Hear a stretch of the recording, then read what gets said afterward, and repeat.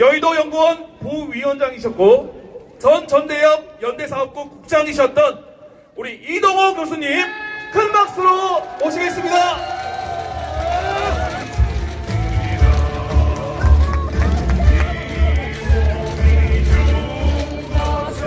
너와 산다면 이슬같이 빛을 수구리라.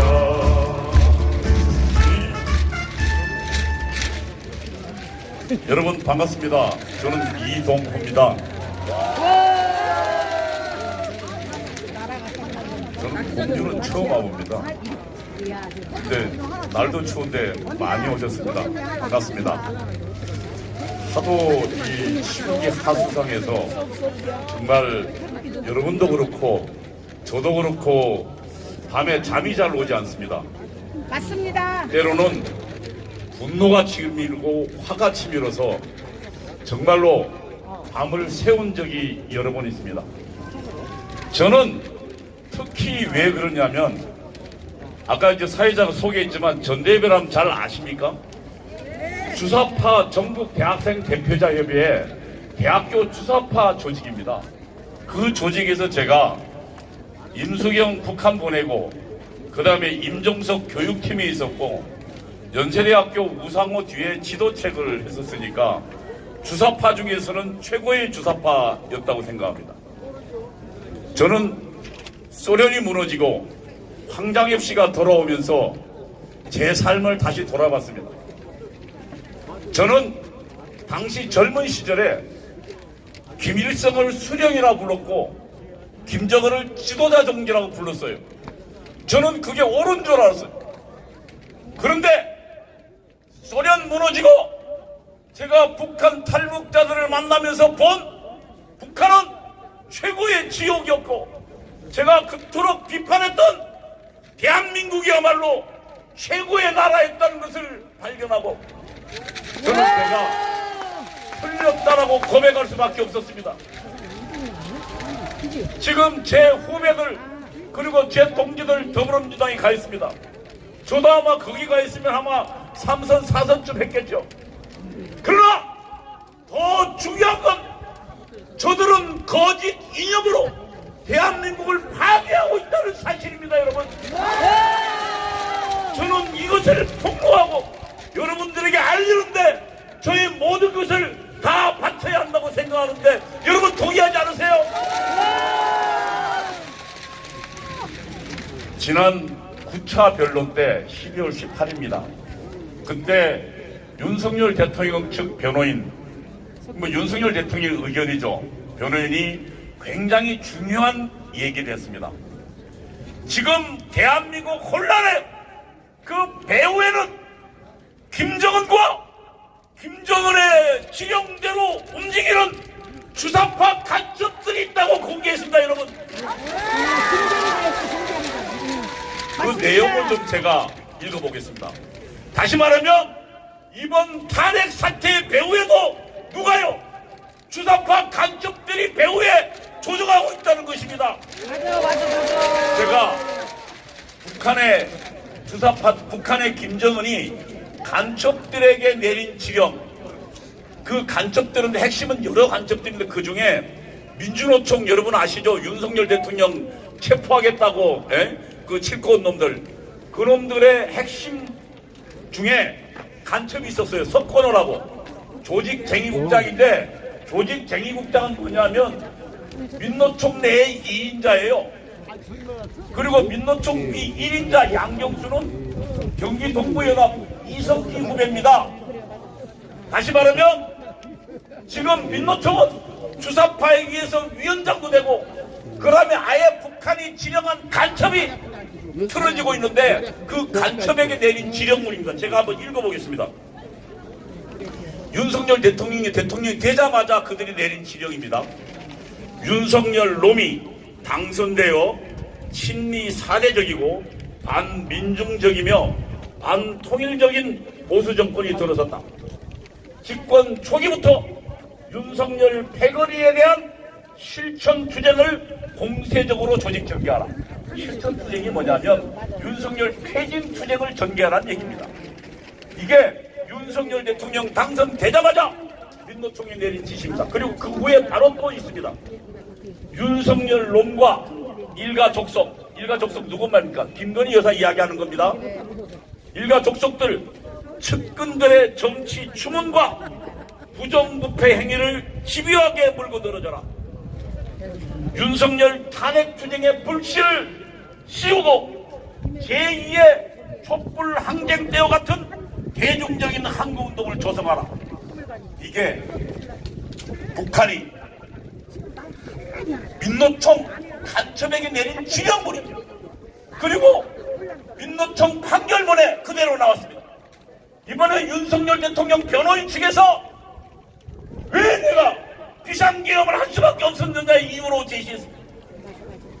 대한민국이 간첩들이 장악되고 간첩들에 조종되고 간첩들에 의해서 대통령을 박근혜 대통령 탄핵과 마찬가지입니다. 탄핵시키는 이 사태에서 윤석열 대통령은 자신의 피를 끓는 심정으로 호소할 수밖에 없었습니다.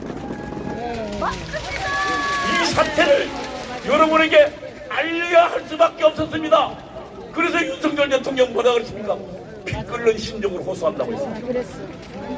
여러분, 이것이 윤석열 대통령이 우리 눈에는 정말 무리하게 보이는 탄핵한 이유입니다.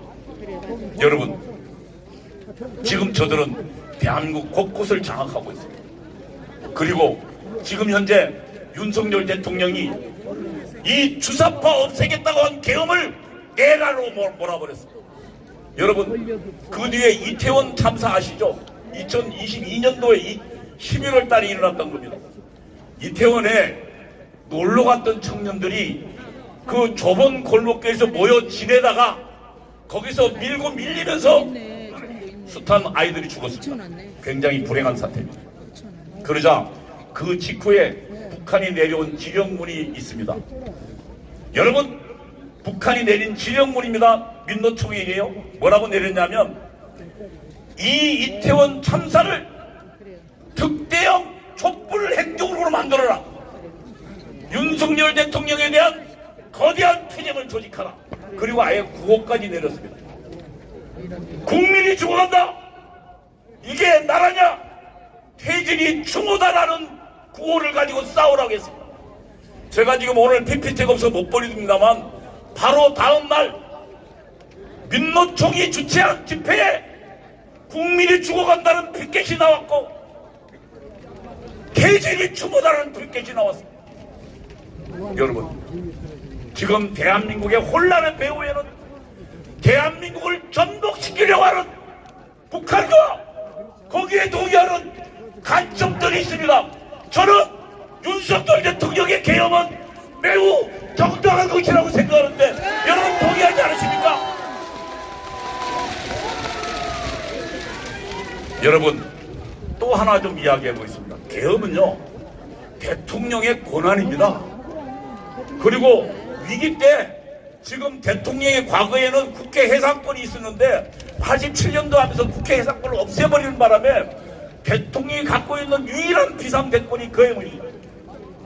여러분, 이게 내란입니까? 엉터리 같은 소리입니다. 대통령 최고 통수권자의 최고의 통치행위가 계엄입니다. 맞아요. 대통령은 저 주사파 간첩들로부터 대한민국을 구출하기 위해서 정당한 그들의 권한을 행사한 것입니다, 여러분.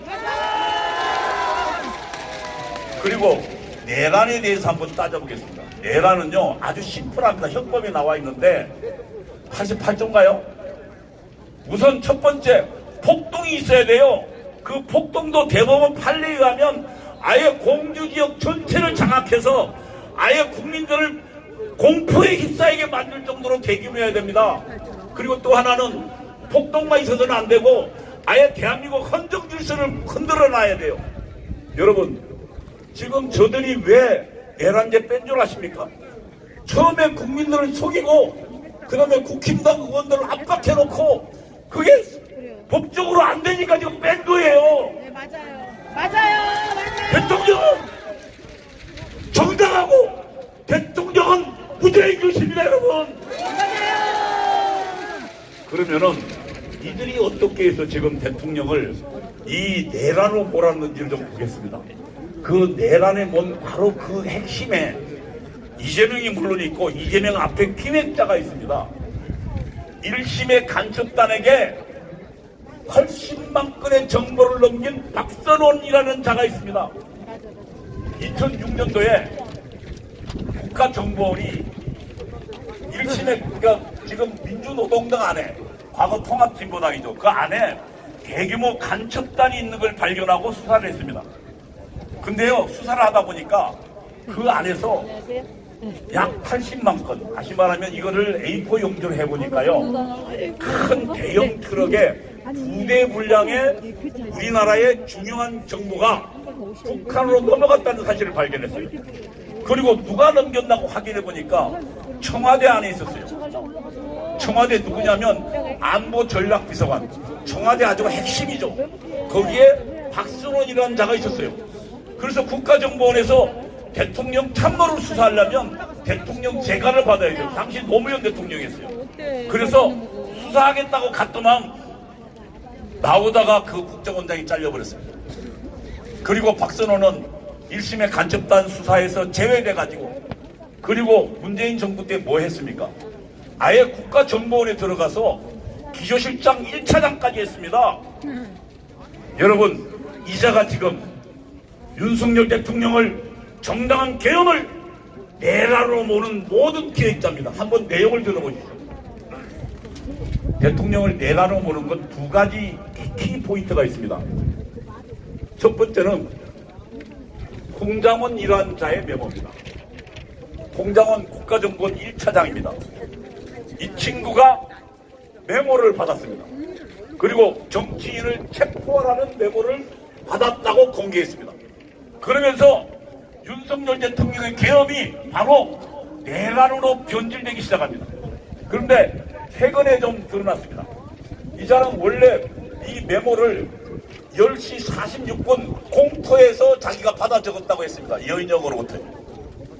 그리고 대통령하고 통화는 10시 53분이고, 그런데요, 국가정보원에 최근 어제 이 여러분 그 국힘당의 장동혁 의원이 CCTV를 공개했습니다. 여러분, 이 여인영이라는 자가 자기 공터에 있었다고 하는 11시 6분에는 CCTV를 확인해 보니까 자기 사무실에 있었어요. 그러면 지가 있었던 시간은 누구냐면 지가 10시 46분이고 대통령하고 통화한 건 7분 뒤입니다. 그러면 첫 번째, 자기가 공터에서 썼다는 게 46분이에요. 그럼 자기는 11시 6분에 공터에 썼다는데 시간이 틀려요. 그것도 많이. 그러니까 다시 말하면 11시 6분에 사무실에 써도 거짓말이고, 그 다음에 공터에 있었던 사실도 거짓말이고. 그리고 가장 중요한 건 여인형은 이렇습니다. 여러분, 비상계엄을 하게 되면 비상계엄에 주요 감시자들 목록이 있습니다. 그러면 비상계엄을 어길 감시자들에 대해서 대부분 동향을 파악하라고 합니다. 여러분, 방첩사는 동향 파악하라고 명단 불러준 거예요. 정치인들이 어디 있는지. 그래서 이 전영식이가 물으니까 검거가 아니라 동향 파악 지시라고 다시 전수를 바꿨어요, 홍장훈이가. 그런데요, 이 친구가 누구를 만났냐면 계엄하자마자 박선원하고 통화합니다. 박선원하고 문자를 주고받아요. 그러면 지금 저희가 정확하게 알게 된 건 뭐냐면, 우선 저 친구가 공터에서 받아 적었다는 것은 거짓말이고, 그리고 대통령하고 통화는 그보다 7분 뒤고, 또 그 메모를 보니까 맨 처음에 명단이 있어요, 명단. 그런데 그 뒤에 1조, 2조 체포, 구금하라는 거는 새로 썼어요. 무슨 얘기예요? 그 이야기는 처음에 명단은 정치인 동향 파악 지시예요. 그리고 그것을 누구랑 통화하고 박선원하고 통화하고 어떻게 바꿨냐? 정치 체포지시로 바뀐 거예요. 이것이 계엄이 내란으로 바뀌는 순간입니다. 그리고 이 내용은 누구에게 갔냐면 바로 당시 여당의 대표였던 한동훈에게 갔어요. 한동훈에게 또 뭐라고 이야기했냐면 아마 이거를 메모 베껴 쓴 제가 알기에는 박선원 보좌관일 가능성도 높아요. 그리고 한동훈 친구였던 가능성도 높고 이 친구가 뭐랬냐면 거짓말로 당신 죽을 수도 있다 도망가라. 그래서 한동훈이가 이 가짜 메모를 보고 길길이 뛴 거예요. 여러분 또 하나 이 지금 계엄이 내란으로 바뀐 두 번째 장면은 특수전 사령관인 곽종근이라는 자예요. 근데 최근에 실제로 병력을 데리고 거기 간 사람에 따르면은 병력을 데리고 거기에 들어갔던 사람에 따르면 뭐라 그러냐면 거기에 김영태 단장이에요. 12월 6일 날 김병주 TV에 나와요. 그런데 거기서 무슨 얘기가 나오냐면 12월 6일 날 제가 빨리 끝낼게요.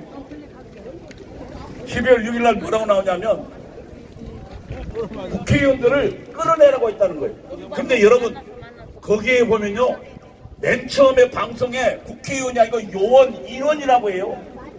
그런데 박선원이가 뭐라고 하냐면 국회의원 인원이라고 하니까 국회의원 말하는 거죠 이렇게 물어요. 그러니까 옆에 김병주가 방송이 다 나왔어요. 국회의원을 끊어내라는 것이죠 하니까 이 친구가 답변이 바뀌어요. 두 가지 장면을 가지고 윤석열 대통령은 정당한 계엄이 내란으로 바뀌었습니다. 이 내란의 기획에 박선원이 있던 것입니다. 여러분 그리고 박선원은 공수처, 경찰 그리고 국방부 수사본부에 지시합니다. 내란이니까 대통령과 관련자를 전부 집어넣어라. 그래서 국군 장성들이 줄줄이 감옥에 갔습니다. 그리고요 어떻게 결국 대통령의 3,000명을 동원해서 사저 당을 튀어넘어서 결국은 대통령이 감옥에 가 있습니다. 여러분 저는 이것이야말로 반란이라고 생각합니다. 여러분 박수 부탁드립니다. 예 알았어요. 네, 지금 주신 여러 가지 연사분들의 연설 때문에 가슴이 많이 뜨거워지신 것 같습니다. 맞습니까? 자, 이제 너무 귀한 분을 좀 모셔볼 건데요. 여러분 한번 맞춰보시기 바랍니다. 제 18대부터 22대까지 5선 국회의원을 하셨고, 나라가 찾든 찾아주지 않든, 당이 찾든 찾아주지 않든, 충전의 고향 충청남도에서 태어나 나라를 위해 자유민주주의 체제 수호를 위해서 가장 일선에서 싸우시는 리더